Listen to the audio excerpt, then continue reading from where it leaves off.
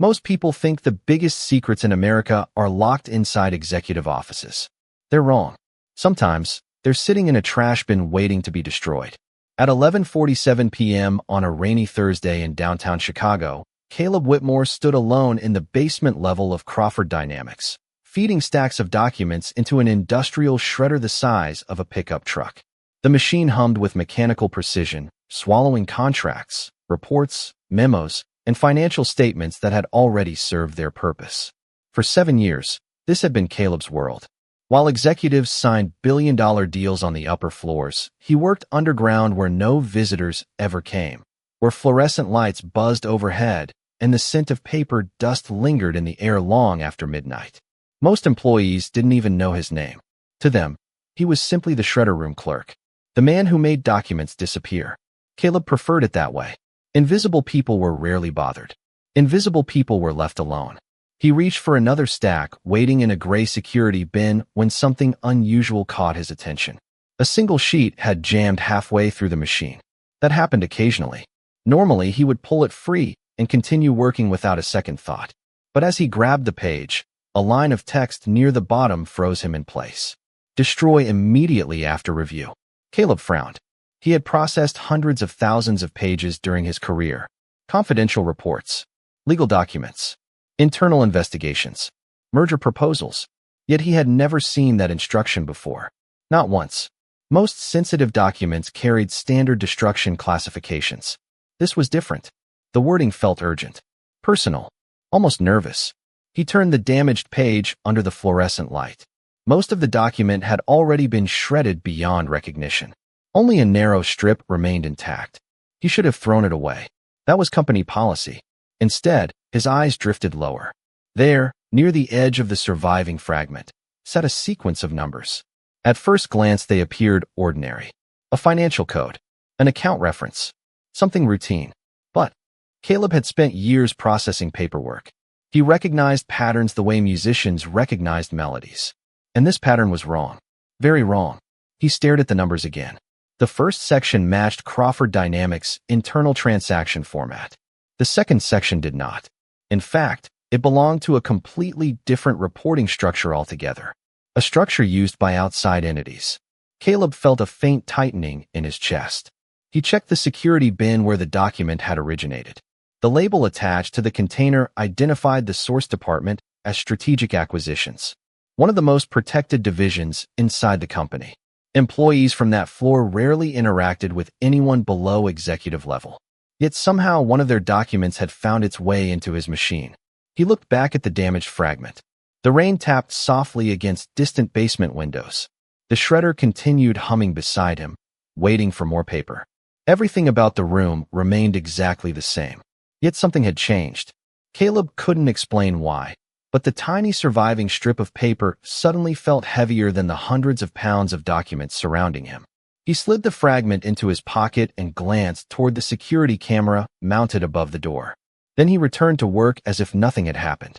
But long after the last document disappeared into the shredder, long after the building emptied into the darkness beyond the glass towers of Chicago, one thought refused to leave his mind. If this page was so important that someone ordered it destroyed immediately after review, why had they failed to make sure it vanished completely? The next morning, Caleb Whitmore arrived at Crawford Dynamics 40 minutes earlier than usual. The city was still waking up beyond the glass towers, and the lobby echoed with the quiet footsteps of security staff and maintenance crews. Nobody paid attention to him. Nobody ever did. He rode the service elevator down to the basement, carrying a paper cup of coffee and the same question that had followed him through the night. Why would anyone create a document so sensitive that it required immediate destruction after review? He unlocked the shredder room and stepped inside. The industrial machines stood silent for now, waiting for another day of paperwork to erase. Caleb placed his coffee on the desk and pulled the damaged fragment from his pocket. Under the brighter morning light, the numbers bothered him even more. He had spent years handling documents from nearly every division in the company. Patterns had become second nature. Transaction codes, project identifiers, acquisition references. They all followed rules. This one did not. Around 9 o'clock, fresh security bins began arriving from different departments. Human resources, legal affairs, investor relations, routine deliveries. Caleb processed them methodically, feeding stacks into the machines while keeping an eye out for anything unusual. Hours passed. Then shortly after noon, he noticed a gray bin carrying the same departmental label he had seen the previous night. Strategic acquisitions. His pulse quickened slightly. He wheeled the container closer and began sorting its contents according to procedure. Most of the papers were ordinary. Meeting summaries, financial projections, compliance reviews. Then he saw it. A narrow strip of paper resting near the bottom of the bin. It had survived the shredding process because the machine had cut around a folded edge. Caleb carefully picked it up. For a moment, he simply stared. The paper contained only a few words. Yet those words immediately connected to the fragment in his pocket. He closed the office door before comparing them side by side. The edges aligned almost perfectly. Not completely, but enough. Enough to reveal something neither fragment showed alone. A company name. Ashcroft Holdings LLC. Caleb frowned. He had never heard of it before. That alone was strange. Crawford Dynamics regularly acquired smaller businesses, but strategic acquisitions usually worked with established firms. Public firms. Traceable firms. Not anonymous limited liability companies that seemed to appear from nowhere. During his lunch break, Caleb searched public business records on his phone. The result surprised him. Ashcroft Holdings LLC existed, but barely. The company had been registered only 11 months earlier. No public website.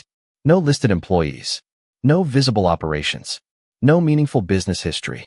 Yet somehow its name appeared inside documents originating from one of the most powerful divisions in a multi-billion-dollar corporation. Caleb felt the first genuine sense of unease. By itself, none of this proved anything. Companies created subsidiaries all the time. Special purpose entities were common in large transactions.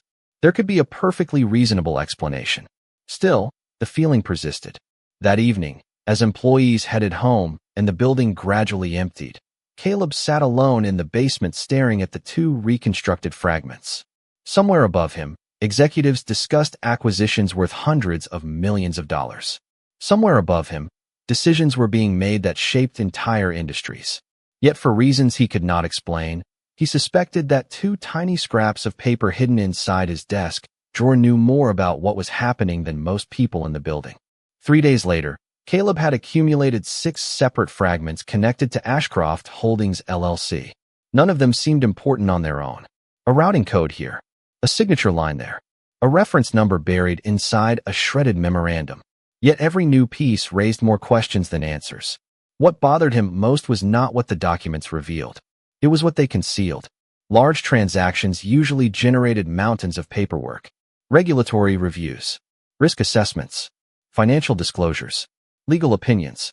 Yet Ashcroft Holdings appeared only in isolated fragments, as though someone had deliberately removed the surrounding context before destruction. Late Friday evening, after most employees had left for the weekend, another secured bin arrived from Strategic Acquisitions. Caleb wheeled it toward his station and began his routine. Halfway through the stack, he noticed a page folded unusually tight. The shredder had sliced through most of it, but several strips remained partially intact. He carefully separated them before processing the rest. By now he was no longer acting out of simple curiosity. Something inside him needed to understand. Back in his small apartment that night, he spread the fragments across his kitchen table. The room was quiet except for the distant hum of traffic outside. A single desk lamp illuminated the growing collection of paper scraps. For nearly 2 hours he compared edges, aligned text patterns, and matched font spacing. It felt less like reading documents and more like assembling a puzzle that someone desperately wanted destroyed. Then he found the connection. 2 fragments joined perfectly together. A third fit beneath them. Caleb froze as a partial heading emerged. Asset transfer schedule. He stared at the words. Asset transfers were common during mergers and acquisitions. Entire divisions could change ownership. Intellectual property could be reassigned. Manufacturing facilities could move between entities. But when he examined the surviving columns beneath the heading, something immediately felt wrong. The listed assets were not minor holdings. They included patents, research facilities, proprietary technologies, and long-term licensing agreements. Individually, each asset represented enormous value. Together, They represented the foundation of entire business units. Caleb reached for his laptop and began researching the references he could identify. The more he looked, the more unsettled he became. Several of the assets appeared connected directly to Crawford Dynamics' most profitable operations. If they were transferred elsewhere, the company would lose billions in long-term value. Yet according to public filings, no such transfer had been announced.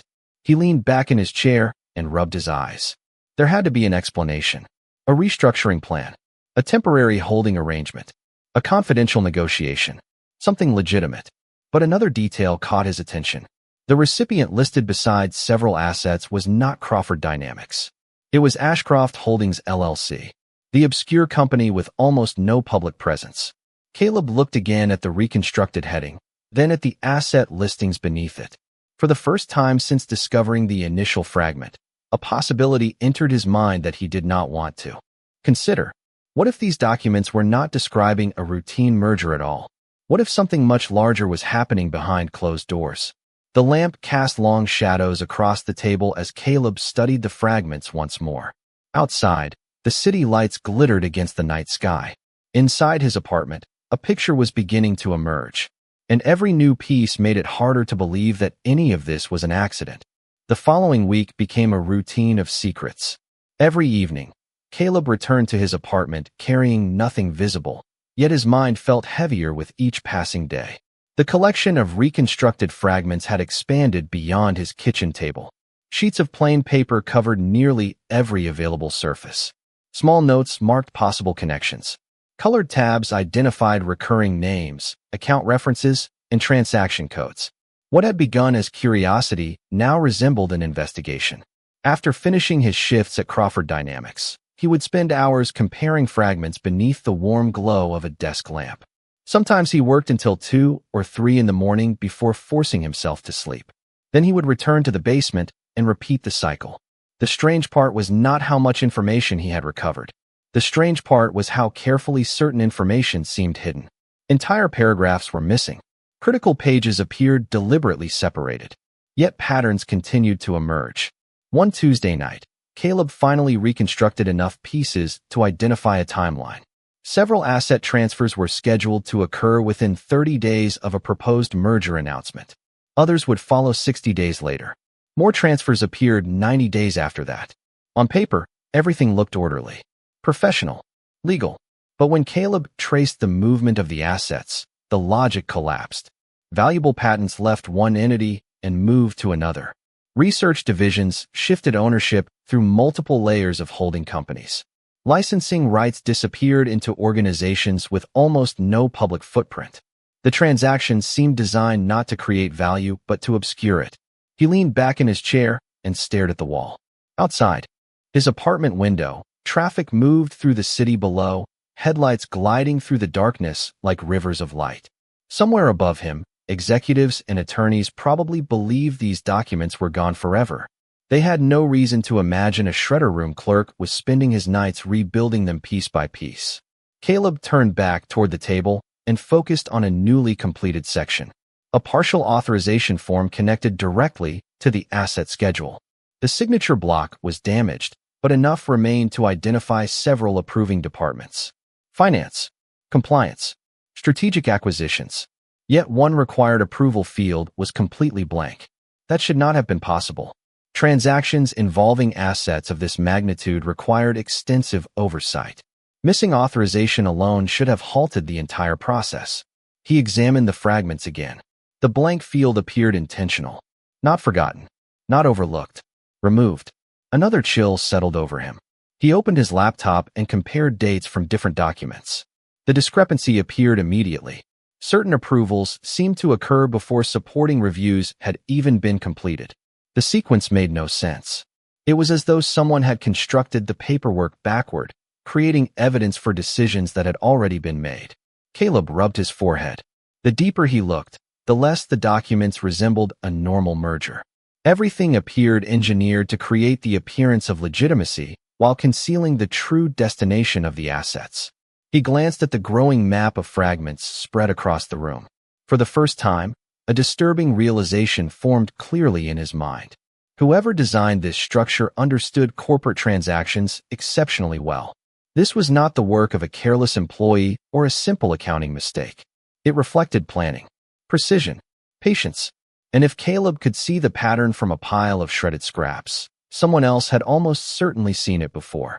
The question that kept him awake that night was far more troubling. If others had already noticed, why had nobody stopped it? By the end of the second week, Caleb no longer believed he was looking at an ordinary corporate transaction. The evidence spread across his apartment told a different story. Every fragment he reconstructed seemed to point toward the same conclusion, yet he resisted it. Large companies made complicated decisions every day. Complex structures did not automatically mean wrongdoing. There had to be another explanation. There had to be. On Wednesday afternoon, a new shipment of documents arrived from strategic acquisitions. Caleb processed them carefully, watching for anything connected to the growing puzzle in his apartment. Most pages contained routine financial language. Then he noticed a partially shredded cover sheet attached to a destroyed report. Only a few lines survived. The title was incomplete, but one phrase remained visible. Integration Planning Committee. Caleb paused. Integration planning usually occurred after merger approval. Yet several dates listed on his reconstructed timeline suggested asset transfers would begin before the merger became public. That made no sense. He slipped the fragment aside and continued working. Hours later, back at home, he added the new piece to his collection. Within minutes, another connection appeared. The committee report referenced divisions that were already scheduled for transfer to Ashcroft Holdings. Not after the merger. Before it. Caleb stared at the dates. The pattern finally became impossible to ignore. The merger was being presented as the reason for the transfers. In reality, the transfers appeared to be happening first. He opened his laptop and built a detailed sequence of events. Asset movement, ownership changes, licensing transfers, committee reviews, board discussions, public announcements. One by one, he arranged them into chronological order. Then he leaned back in silence. The timeline exposed something remarkable. The merger itself seemed almost unnecessary. Most of the valuable assets would already be gone before shareholders fully understood what had happened. The merger was not creating the transfers. The merger was hiding them. A cold feeling settled over him. For several minutes, he simply stared at the screen. Crawford Dynamics had spent decades building those assets. Research centers, proprietary technology, long-term intellectual property rights. Entire generations of employees had contributed to their development. Yet according to the reconstructed records, ownership was quietly shifting toward an entity that barely existed on paper.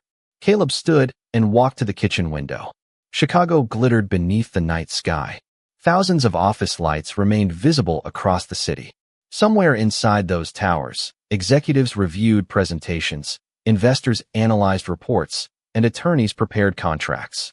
Most of them probably believed they understood exactly what was happening.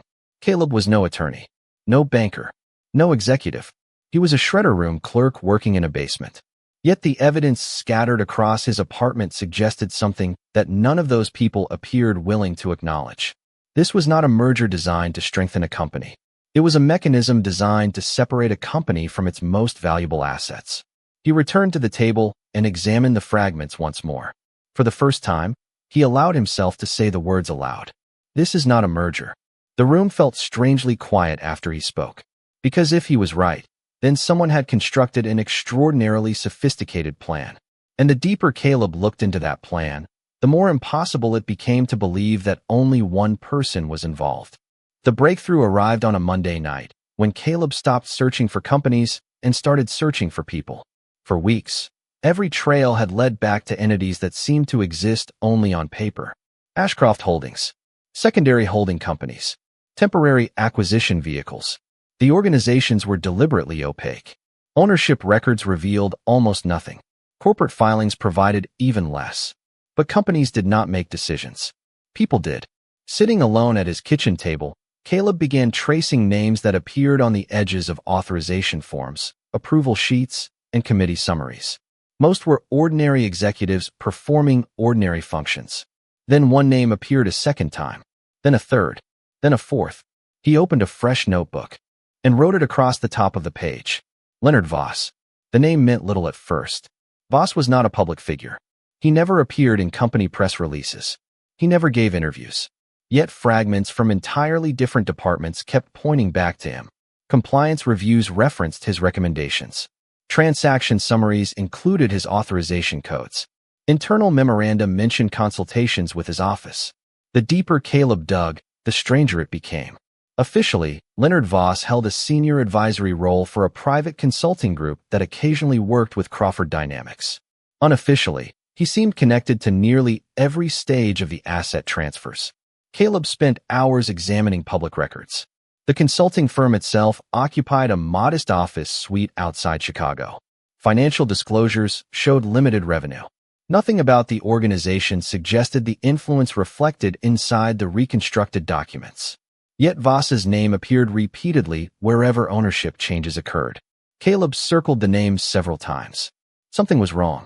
The next evening, another fragment surfaced inside a destroyed packet from Strategic Acquisitions. Most of the page was gone, but a portion of an email chain remained visible.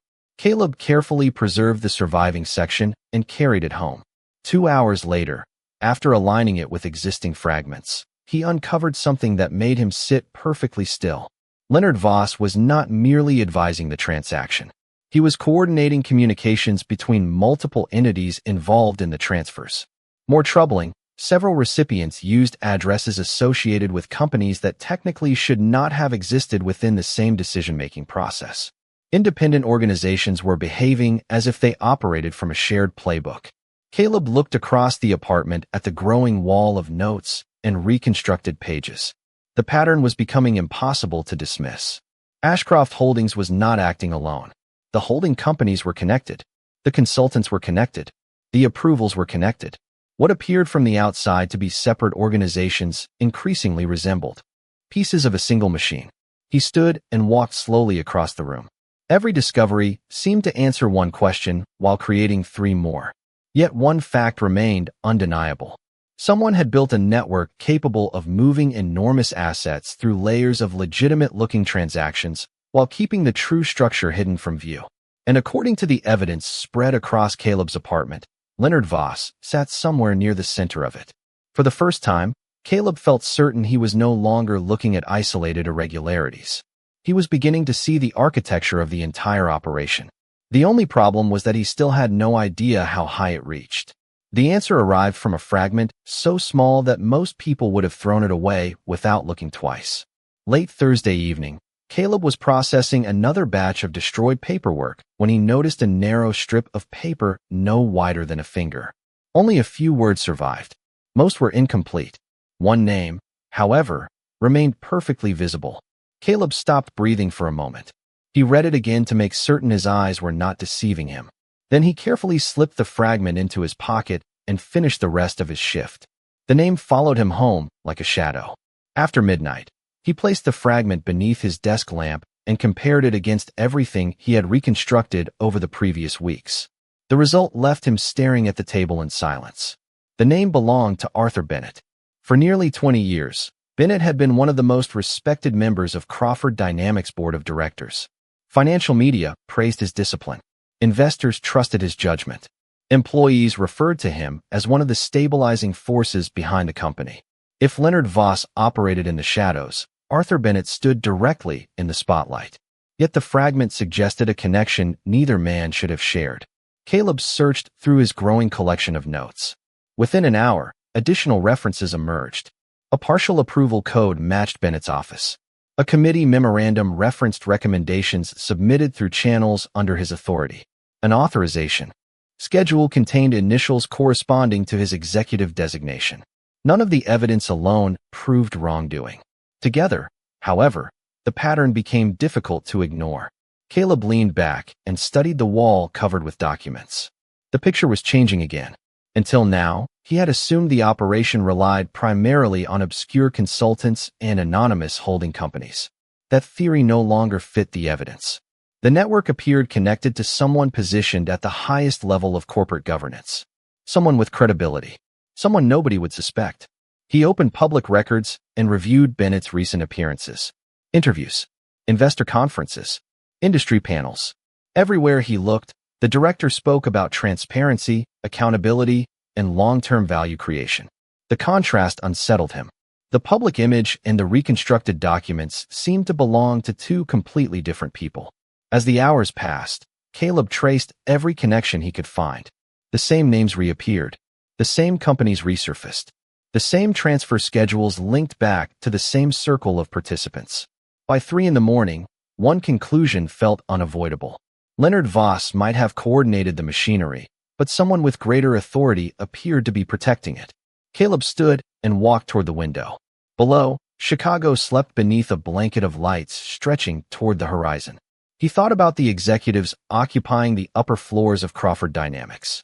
He thought about shareholders, employees, and entire divisions whose futures depended on decisions being made behind closed doors. Then he looked back at the fragment resting on his table.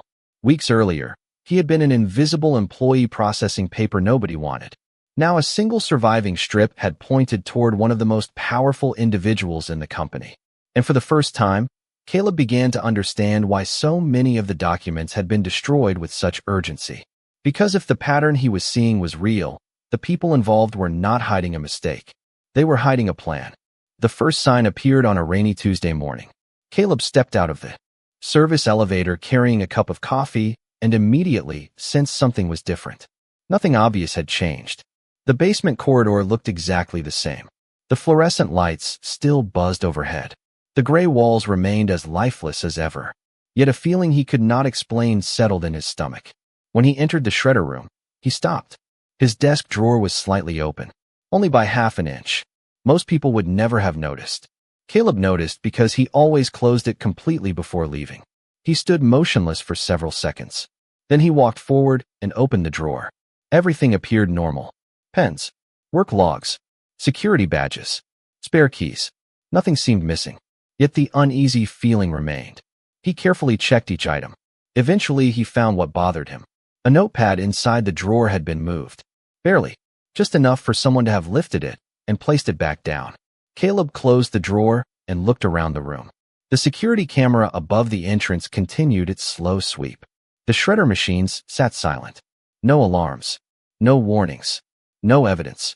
Yet for the first time since beginning his investigation, he wondered whether someone else knew what he was doing. Throughout the day, he forced himself to follow his normal routine. Documents arrived. Bins were processed. Employees came and went. Nothing unusual happened. Still, his attention drifted constantly toward small details. A manager he had never spoken to paused briefly outside the shredder room before continuing down the hall. An employee from strategic acquisitions glanced toward him in the cafeteria. Even ordinary events suddenly seemed suspicious. Caleb knew he might be imagining things. Weeks of late nights and little sleep could distort anyone's judgment. But that evening, another discovery erased any remaining doubt. After returning home, he unlocked his apartment and immediately froze. One of the folders containing his reconstruction notes sat at a slightly different angle on the table. The difference was almost impossible to detect. Almost.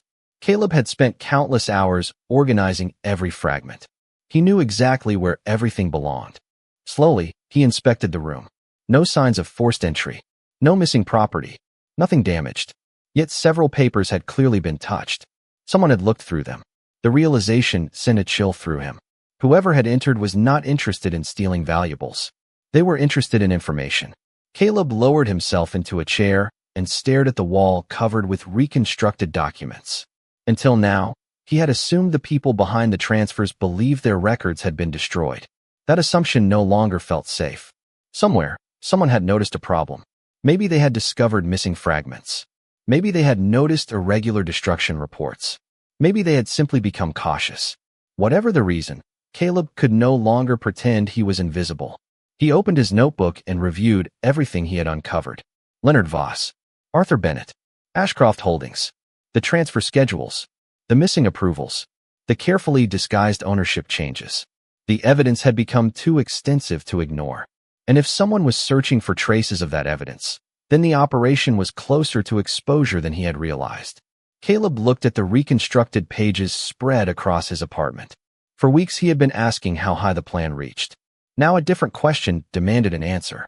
If someone was already looking for him, how much time did he have left before they discovered exactly what he knew? Caleb spent the next 2 days preparing for a possibility he had never imagined when he first picked a damaged fragment from the shredder. He began creating copies. Not digital copies, physical ones. Every reconstructed page was scanned, printed, and organized into separate folders. One remained in his apartment. Another went into a rented storage locker on the north side of Chicago. A third stayed sealed inside a fireproof document case, hidden in a place nobody would associate with him. The process felt excessive, yet the events of the previous week had changed his thinking. If someone was searching for evidence, then protecting the evidence mattered as much as finding it. On Friday morning, another unusual event occurred. While processing routine destruction logs, Caleb noticed an internal memorandum announcing an accelerated timeline for the pending merger. The announcement itself was not surprising. Large corporate transactions often change schedules. What caught his attention was the revised date. The merger would now be finalized nearly 6 weeks earlier than originally planned. Caleb read the notice twice, then a third time. His stomach tightened. 6 weeks. That meant every transfer schedule he had reconstructed would also move forward. Whoever was orchestrating the operation appeared to be speeding things up. That evening, he returned home and updated his master timeline. The adjustment produced an alarming result. Several asset transfers were now scheduled to occur within days of one another. Patents, licensing agreements, research divisions, entire categories of intellectual property were poised to change ownership in rapid succession. The accelerated schedule reduced the chances of scrutiny. By the time questions emerged, the assets would already be dispersed across multiple entities. Caleb stared at the chart spread across his table. The plan was becoming clearer. Not because the documents explicitly explained it, but because every surviving fragment pointed toward the same destination. The objective was not simply to move assets. The objective was to move them so quickly and through so many layers that reversing the process would become nearly impossible. As midnight approached, Caleb reviewed one of the reconstructed email chains again. This time a small detail stood out. A reference number embedded within a routing code matched an internal committee designation. Curious, he searched through dozens of fragments until he found another occurrence. Then another. The same committee appeared repeatedly whenever major transfers were discussed. Yet its official title was missing from every surviving page. Someone had intentionally removed it. Caleb spent nearly 3 hours comparing partial headers, approval logs, and meeting schedules. Finally, just before 2 in the morning, the missing words emerged from overlapping fragments. Executive Transition Oversight Committee. He frowned. The title sounded harmless enough. Routine, even. But according to the evidence, this committee sat directly at the center of nearly every critical decision. Transfer approvals, merger coordination, ownership restructuring. Everything flowed through it. Caleb leaned back slowly. The committee represented something new. Not another company. Not another consultant. A decision-making body. A place where individuals gathered. A place where choices were made. And if he could identify who sat on that committee, he might finally discover how far the network truly extended. The following Monday, Caleb arrived at work carrying a question that refused to leave his mind. Who sat on the Executive Transition Oversight Committee? The answer seemed simple enough. Large corporations documented committee memberships all the time. Yet after several days of searching through routine records, internal directories, and publicly available materials, he found almost nothing. The committee existed. References to it appeared repeatedly throughout the reconstructed documents. But its membership remained strangely absent. It was as if someone had deliberately removed the names while leaving traces of the committee itself behind. That afternoon, an unexpected opportunity appeared. A secured disposal container arrived from the executive conference floor, a location whose documents rarely reached the basement. Most of the contents consisted of meeting agendas and presentation drafts. Caleb processed them normally until a partially damaged attendance sheet caught his eye. The page had been shredded unevenly. Several names were missing. Several titles had been destroyed. Yet enough remained to reconstruct portions of the document. Later that night, sitting in his apartment, surrounded by weeks of collected evidence, Caleb carefully aligned the surviving fragments. The attendance sheet belonged to a closed executive session held 6 months earlier. More importantly, it listed several participants connected to the Oversight Committee. Leonard Voss appeared on the roster. That was expected. Arthur Bennett appeared as well. That was less surprising now than it should have been. Then, Caleb found a third name. He stared at it for several seconds. Nathaniel Crawford, the chairman and chief executive officer of Crawford Dynamics. Caleb slowly lowered the fragment onto the table. For weeks, he had assumed the operation existed beneath the attention of senior leadership. The evidence seemed to suggest that key executives were being bypassed or misled. Yet here was Nathaniel Crawford's name connected directly to the same committee appearing throughout the transfer records. The discovery changed everything. Caleb stood and paced across the room. If Crawford was involved, there were only two possibilities. Either he was helping orchestrate the plan, or he was unknowingly participating in a structure designed by others. Neither explanation felt comfortable. Publicly, Nathaniel Crawford had built a reputation for protecting the company's long-term interests. Investors trusted him. Employees respected him. Financial analysts often described him as one of the most disciplined executives in the industry. Nothing Caleb had learned about the chief executive matched the behavior reflected in the reconstructed documents. Yet facts mattered more than impressions. Caleb returned to the table and continued working. Hours passed. More fragments were examined. More connections emerged. Gradually, a subtle detail began to separate Crawford from the others. Whenever his name appeared, it was attached to summary approvals, presentations, or final review sessions. Whenever Leonard Voss and Arthur Bennett appeared, their names surfaced inside the operational details. Transfer structures, routing mechanisms, ownership changes. The distinction was small but significant. By 2 a.m, Caleb reached a conclusion he could not prove but could no longer ignore. Nathaniel Crawford might be connected to the process without understanding its true purpose. The realization sent a new wave of questions through his mind. If the chief executive was not directing the operation, then someone inside his own organization was using his authority to shield it. Caleb looked at the wall covered with notes and reconstructed pages. For the first time, the puzzle revealed something unexpected. The most powerful man in the company might not be the architect of the plan. He might be its final target. The missing piece appeared on a Thursday evening when Caleb was moments away from giving up for the night. Nearly 6 weeks had passed since he discovered the first damaged fragment, and every new clue seemed to create another layer of complexity.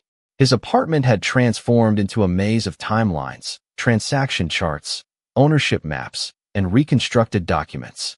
Yet one critical gap remained. He still could not prove exactly how the assets were leaving the company. He understood the structure. He understood the participants. But he lacked the final connection that transformed suspicion into certainty. As he sorted through a stack of recently reconstructed pages, a damaged appendix caught his attention. Most of the document had been destroyed beyond recognition. Only scattered phrases survived. Under normal circumstances, Caleb would have dismissed it. Then he noticed a reference number matching one of the asset schedules he had analyzed weeks earlier. His pulse quickened. He carefully aligned the fragment with several others gathered over previous days. One piece connected to another, then another. Slowly, a complete section began to emerge.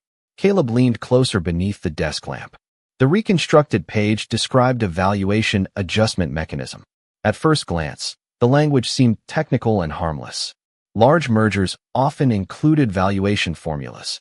But as he continued reading, something extraordinary became clear. The assets were not being transferred at their actual market value. They were being assigned dramatically reduced valuations before ownership changes occurred. Caleb stared at the numbers. A patent portfolio worth hundreds of millions of dollars had been assigned a fraction of its estimated value. Research facilities showed similar reductions.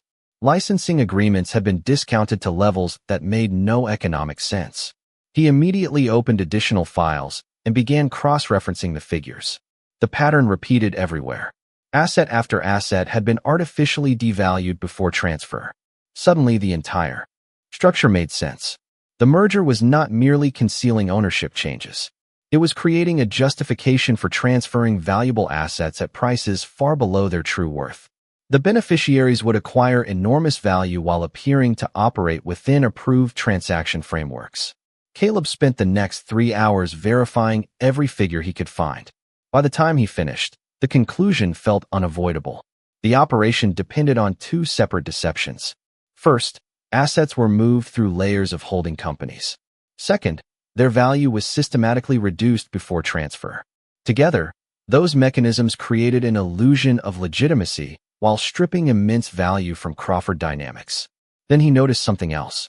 Buried near the bottom of the reconstructed appendix sat a signature authorization block. Most of it had been destroyed. Yet one line remained intact.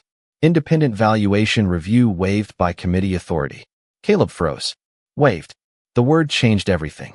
Independent reviews existed specifically to prevent this type of manipulation. Someone had deliberately removed the safeguard designed to expose the discrepancies. He leaned back slowly and looked around the apartment. For weeks, he had been assembling fragments without knowing whether they would ultimately reveal anything definitive. Now the evidence finally formed a complete picture. The transfers, the holding companies, the committee, the discounted valuations, the waived reviews. Every piece fit together. And for the first time, Caleb realized he was no longer searching for the truth. He was holding it in his hands. The next 48 hours became the most difficult of Caleb Whitmore's life. For weeks, his role had been simple. Find fragments. Reconstruct documents. Follow the evidence wherever it led. Now the evidence had led somewhere real. Somewhere dangerous. Not dangerous because of physical threats, but because of consequences. He finally possessed enough information to expose the entire structure. The problem was that nobody would believe a Shredder Room Clerk walking into an executive office with a box full of reconstructed documents. On Friday morning, Crawford Dynamics buzzed with unusual energy. Employees hurried through hallways carrying presentation binders. Conference rooms filled with attorneys, consultants, and financial advisors. Digital screens throughout the building displayed messages announcing the upcoming merger approval session scheduled for the following week. Caleb watched the activity from the background as he always had. Invisible. Ignored. Yet now he understood something almost nobody else in the building understood. The merger itself was not the real event. The merger was the cover. Every smiling executive discussing growth and opportunity was unknowingly standing in front of a carefully constructed illusion. Throughout the day, Caleb noticed additional signs that the timeline was accelerating. Secure disposal bins arrived faster than usual. Entire batches of committee records were marked for immediate destruction. Legal review summaries disappeared into shredders within hours of completion. It felt as if someone was rushing to erase every remaining trace before the final approval meeting. That evening, after the building had mostly emptied, Caleb sat alone in the shredder room reviewing his options. Going to the authorities without complete context could delay action for weeks. Reporting concerns through internal compliance channels seemed equally risky given how deeply the committee appeared embedded within the process. Every path led to uncertainty. Then his eyes settled on a detail he had overlooked. A meeting schedule fragment recovered days earlier. He pulled it from a folder and examined it again. The document listed attendees for the final merger authorization session. Board members, legal counsel, senior executives, committee representatives. And at the very top sat a single name, Nathaniel Crawford. Caleb stared at the page. For weeks, he had reached the same conclusion repeatedly. The chief executive appeared connected to the process, but separated from its operational details. The evidence never placed him at the center of the manipulation. Instead, it suggested someone had been using his authority while carefully controlling the information reaching him. If that conclusion was correct, then Nathaniel Crawford might be the only person capable of stopping everything before the transfers became permanent. The thought seemed almost absurd. A basement employee requesting access to one of the most powerful executives in the country. Yet the alternative was worse. Doing nothing. Allowing the merger to proceed.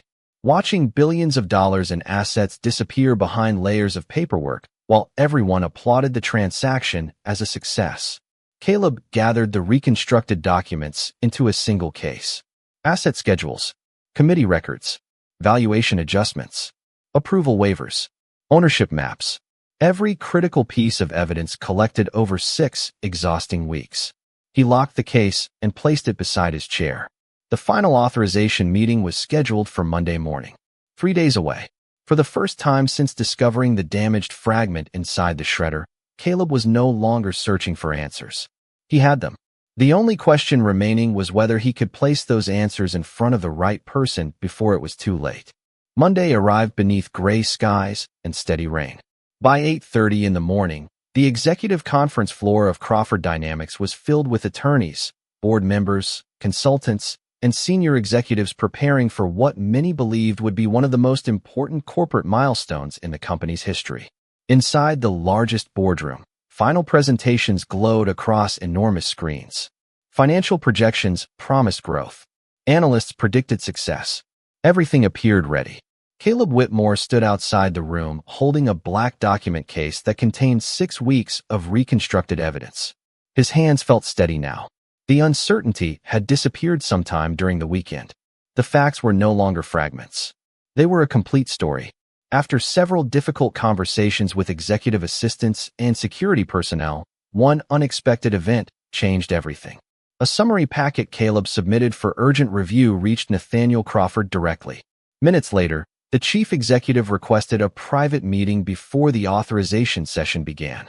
Caleb entered a smaller conference room overlooking the Chicago skyline. Nathaniel Crawford stood beside the window waiting. The man looked exactly as he appeared in interviews, calm, disciplined, confident. Yet as Caleb opened the document case and began presenting the reconstructed records, that confidence slowly faded. Asset schedules, valuation adjustments, ownership maps, committee approvals, waived independent reviews. One document after another revealed how value was being transferred through a network of entities connected to Leonard Voss and Arthur Bennett. Crawford asked few questions at first. He simply read. Then he read again. Nearly 40 minutes passed before he finally looked up. The expression on his face told Caleb everything he had not known. Minutes later, the merger authorization session began as scheduled. Board members took their seats. Advisors organized their notes. Presentation slides appeared on the screen. Then Nathaniel Crawford interrupted the proceedings. Calmly and methodically, he requested that several documents be displayed for everyone present. The room grew quieter with each page. Questions emerged. Explanations followed. Then more documents appeared. The reconstructed evidence connected every piece together. Transfer schedules, discounted valuations, hidden ownership structures. By the time the final authorization waiver appeared on screen, nobody was speaking. Arthur Bennett sat motionless. Leonard Voss offered explanations that became increasingly difficult to reconcile with the records. Independent reviews were ordered immediately. External investigators were retained. The merger approval process was suspended pending comprehensive examination of the transaction structure. The room that had expected celebration instead confronted the truth. Several months later, the findings confirmed what Caleb had uncovered from shredded fragments. The proposed transaction was dismantled. Asset transfers were halted. Governance reforms were implemented. New oversight procedures were adopted across the company. Nathaniel Crawford remained chief executive and publicly acknowledged the employee whose persistence had exposed the problem before. Irreversible damage occurred. Caleb never became a celebrity. He did not seek interviews. He did not write a book. In many ways, he remained the same quiet man who worked in the basement. But one thing changed forever. People knew his name. The invisible employee who spent years destroying documents had become the person who saved a company by rebuilding them. Sometimes the most important truth in a building is not discovered in the corner office. Sometimes it is found by the person everyone overlooked. And sometimes a single fragment is enough to change everything. If you enjoyed this story, please subscribe to the channel, leave a like, and share it with someone who believes that integrity still matters. You never know who might be inspired by a reminder that doing the right thing can make all the difference.